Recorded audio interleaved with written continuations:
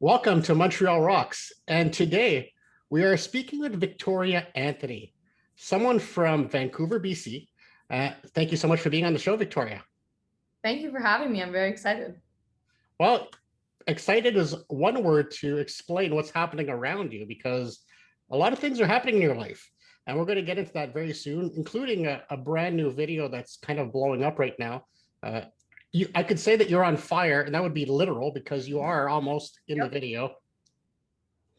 A bit Um, too close for comfort. yeah, exactly.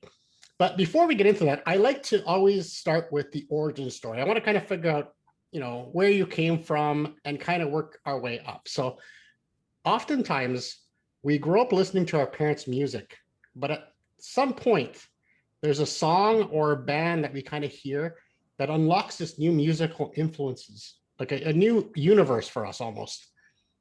And we kind of start to feel music instead of just hear it for the first time. Is there a band or a song that did that for you? Yes, there is. I like you said, I always listen to my parents' music growing up on our iPods when we used to have those. And my mom would just put a bunch of music on there, and I think it was "No One" by Alicia Keys that really just got me in love with music. I think it's a beautiful song, beautiful meaning. I loved singing it. My first concert I ever went to was an Alicia Keys concert when I was 2 years old. My mom took me there. I was sleeping in the middle of the concert because I was just so tired as a little child. But it was that song just means a lot to me, and I still love it today. That's very cool. Let's move forward a little bit more. So you're obviously you had a very musical family. They're playing music in the house. Now, I always like to look at the first Instagram post, and that Oh, was April 29th, 2018. wow. You're on the guitar and you're playing The Scientist, I think and I you're know what you're talking about. This is crazy. you're singing "Nobody Said It Was Easy," part of the lyrics. So, what kind of work have you put into your career since that time, way back in April 2018? I just remember sometimes I stalk my own account and I looked back and the caption to my first post is "Life's hard." Like, what is that? That's the funniest thing I've ever heard in my life. I don't know why that is. But I have done a lot of things since then. I have released an album. I released just a new single a few days ago called Dirty Lipstick. And it's been a whirlwind. I got to sing with Pink very, very early on in my musical Oh, we're gonna career, get which to was, that. oh, yeah, which was, I mean, such an incredible experience. And I've just really fallen in love with songwriting since then. I mean, you can hear my guitar there. It was like terrible. I was self-taught recently. I was like 2 months before that post, probably I taught myself how to play guitar. I'm still self-taught piano and guitar and singing mostly. And I think the biggest thing is I've just really fallen in love with every part of music. I love songwriting. I love singing. I love kind of using music to connect with people. And I think that's the biggest kind of thing I've learned since my first post, I guess. I have so much to deconstruct there. So, one thing is that yeah, you are self-taught in the guitar and piano. I think you prefer to write with the piano than the Yeah. guitar. And obviously, it takes a lot of work to get to where you are, and you've already accomplished so much at your young age. So we'll kind of get to that as well. And you mentioned Pink, so let's get that out of the way. We don't need to talk about it very much. 10 days after you did that post, you're singing in front of Pink and 20,000 people. There's 15 million views on YouTube, so obviously people know about that. But there's a point at the end of the video where Pink whispers to you, "Never stop."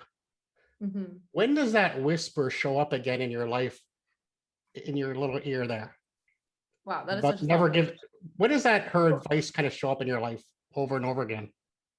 I think every time I'm writing, that's like it's kind of random, but every single time I'm songwriting, it's always a challenge, whether it's just a really emotional song or whether it's just a complicated rhythm or whatever it is.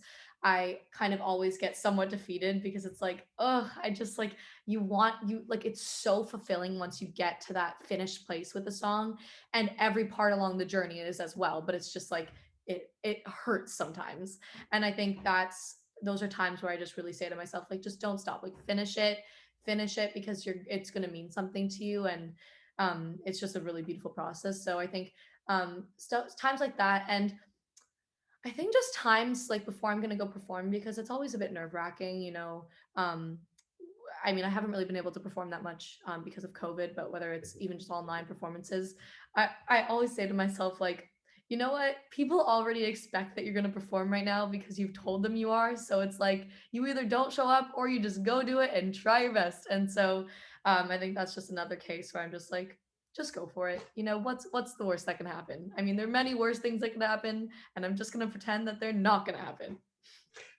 Let's take us back to August 13th, 2018. Now it's your first solo concert. Your three brothers are roadies, hashtag Vic Live on their shirts. Love that. You're like in marketing right at the beginning. It's awesome. What emotions did you feel when you left the stage after that first performance? Oh my God, I remember that. I remember I was at a baseball like tournament in Whistler right before that for my brother. And that was a really like new time in my life because like I really never performed before. Like never ever have I just been by myself for an hour at the piano um sharing something with people, and a lot of people I knew, a lot of people I didn't. I just remember being really really nervous and really excited when I the whole time, because it's really a beautiful place that you are in mentally when you're performing, because it's like it's not like anything else. Like everyone kind of gets it's like a high that you like can't get any other way. It's like it's just so magical. And so it was my first time really experiencing that, and it just really helped me fall in love with the art of performing. Well, there's a saying, there's more happiness in giving than receiving. And I think when you're performing, you're in giving mode. So you're just reaching out to that audience and giving them something beautiful. And how could that not make you happy? Exactly. So you get to that point. We all know that you have your whole life to create your first album, which you did. And I believe in that first one, you're kind of really good at exploring your feelings. But then as you're creating these new songs and you're getting older, I think you're now going deeper, and you're not only discovering your feelings, but you're living through those feelings, even maybe taking a moment of time and kind of really living it with your lyrics. What was that? Why was that important for Dirty Lipstick, for example? Well, I think with my first album, it was really an exploratory time more musically, because I didn't really know what I was doing at all. Like I was just kind of working with really talented writers and trying to figure out what I contribute. I was like bringing song ideas and learning like what can be turned into a song and what's kind of not not perfect for certain situations. And it was so up in the air that I didn't really have time to get into the nitty gritty of like, wow, how am I really, really feeling? And so with this new music, with Dirty Lipstick, for an example, I now I know how to write a song, and I know kind of how the production works, and I know how to release a song. And I really wanted to take it a step further and go into that vulnerability, and almost even harder, go into a vulnerability on an upbeat song, which I'm obsessed with songs like that, where it's like super sad kind of lyrics or angry or whatever, but it's like partay, you know, like it kind of just gives that juxtaposition. And yeah, I really wanted to get that vulnerability through Dirty Lipstick while keeping it something that people can dance to. It takes a lot of courage, and we know that you are really hands-on when it comes to your music. Mhm. You're not just a puppet of some producer. You really get really involved, even the conception and helping produce and direct the video. Maybe not direct, but you really these are your thoughts. These are your images in your mind that you were able to put out on the video. Yeah, I think just being a part of every single process of in the art that I'm putting out with my name on it is really important to me. And yeah, in fact, I co-directed this last video with an amazing director, Brock Newman, and just the process, learning everything from these incredible people I'm working with is just such a blessing. And I really like to take it all in because it's just such a unique opportunity to be working with the best, like the best where I live, maybe the best ever. I don't know. But it's really cool to learn from other people's talents, and then kind of being able to see what I like. And I've noticed I really like directing. I really like being involved in producing. I've fallen in love with mixing recently. I just love, because I've been able to work with a phenomenal mixer, Tony Maserati, who's like an actual legend. And I've just learned so much from him and been able to really understand the process of mixing and how important it is to a song. And I just like, whether it's cover art, like you have up on your screen, I love it. My cover art, I was really excited to take my concept and work with an incredible photographer, Dennis Gosher from Collective View, and make it happen. And I love being a part of every aspect of my music and the visuals to go along with it. Because I mean, for instance, Dirty Lipstick, the song started with a chorus idea when I was pacing back and forth in my bedroom. So it just really matters to me. Maybe you picked something up when you were 10 years old visiting a movie or a TV set. Exactly. You did go visit a movie set when you were young, right? Yeah. Did you pick up anything, or this just all came naturally to you?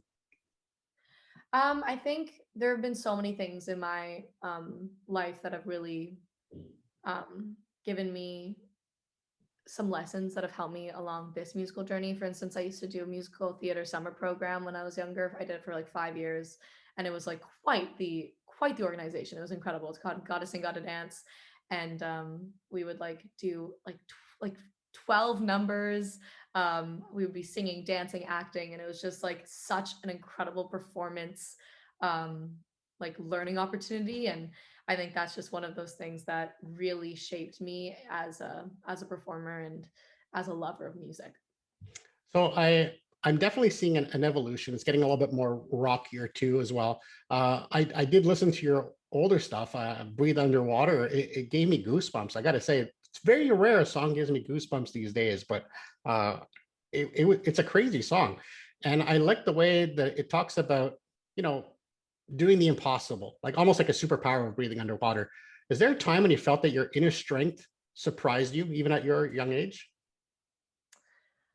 Ooh, I think maybe just during COVID, it's been really difficult releasing an album during this time and being able to push through, even though it was like I've found a lot of parts of COVID really difficult, just not being able to see people that I love, and watching people that I love get really sick. And I think just being able to find that inner strength within me to be able to continue doing other things that I love, like music.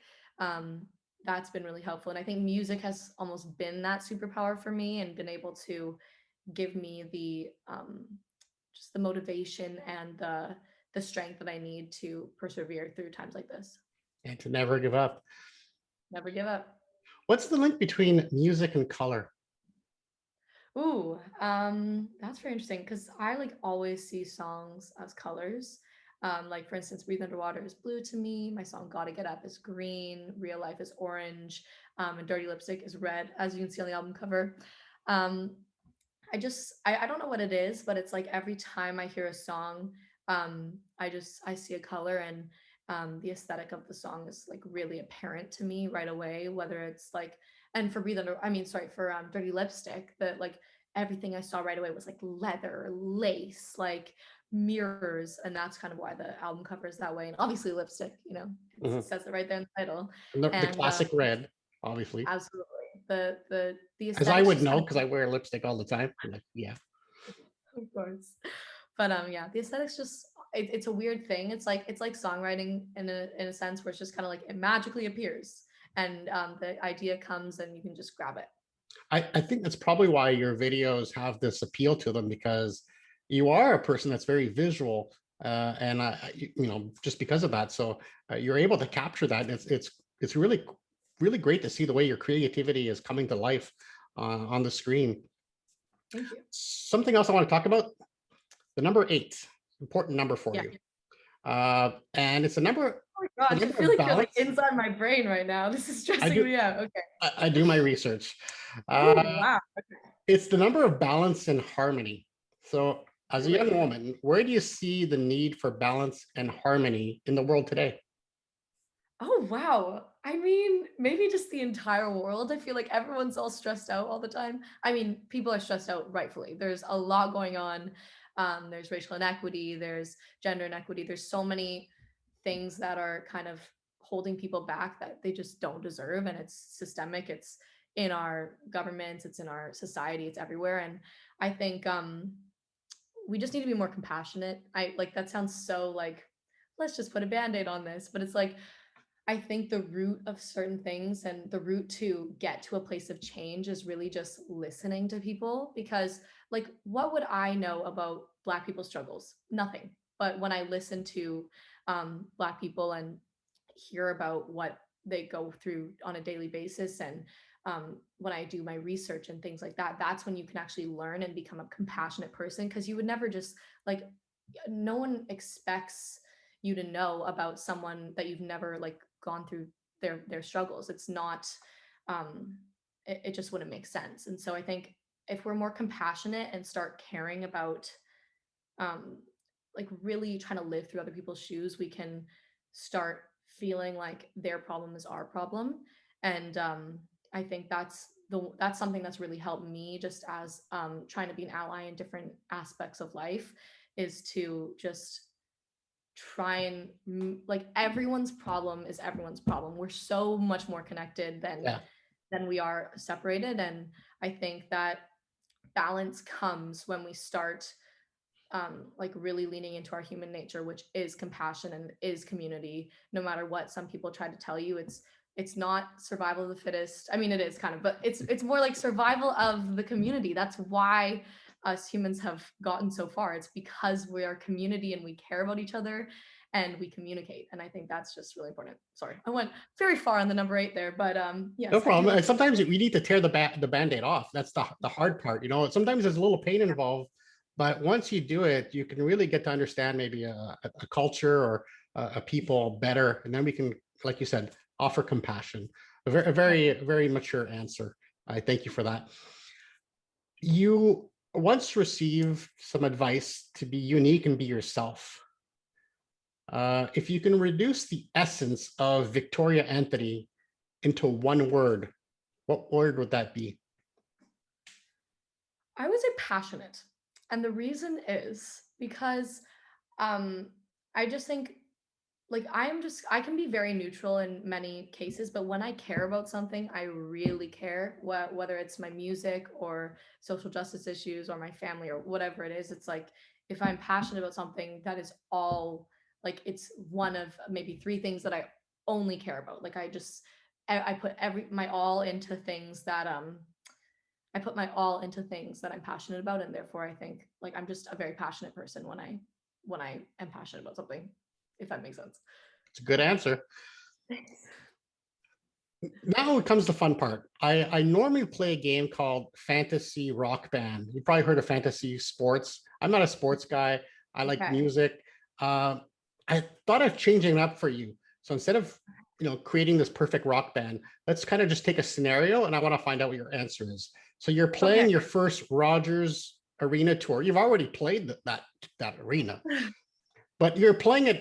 You're fronting it. It's your show. It's in Vancouver. Who would you want to sing a duet with?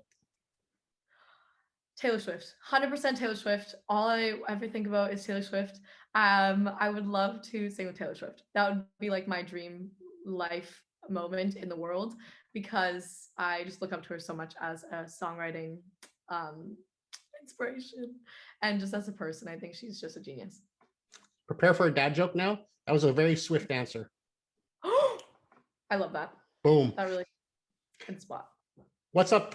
What's coming up for Victoria Anthony? You've got Fashion Week you're performing at? I'm gonna be opening up like a New York Fashion Week show, I think. Or New York Fashion Week show segment, if that makes sense. I'm opening up for a designer who did these like very, very cool nail jewelry things on my last music video for Dirty Lipstick. And she reached out and asked if I would come to New York, and I was like, yes, I will. And so I'm very excited about this. And we've got some new releases coming out soon, I hope, Yes, as you I'm actually explore all this new filming a music rockier side video of in you. 2 weeks. which I'm also co-directing. I'm So sorry, can you that's repeat that? I was talking over you. absolutely no worries. Yeah, I'm filming a music video in 2 weeks for a new song, which is coming out soonish. Um, and yeah, I'm going to be going on tour in November in the United States, which is really, really exciting. And yeah, I just got some new releases. I'm writing a lot right now. Um, I'm going to the studio next week to do some stuff. So there's just a lot going on. And there's going to be a lot to consume and see and listen to. Victoria on fire. Well, thank you so much for being with us, Montreal Rocks, and we look forward to you visiting Montreal at some point in your career. And Yes, I I'll be can't wait. there. Yep. And I don't think I'll sing a duet with you, but I'll sing along maybe to one of the songs in the audience. Perfect. Perfect. Thanks for coming by. Thank you. This was lovely.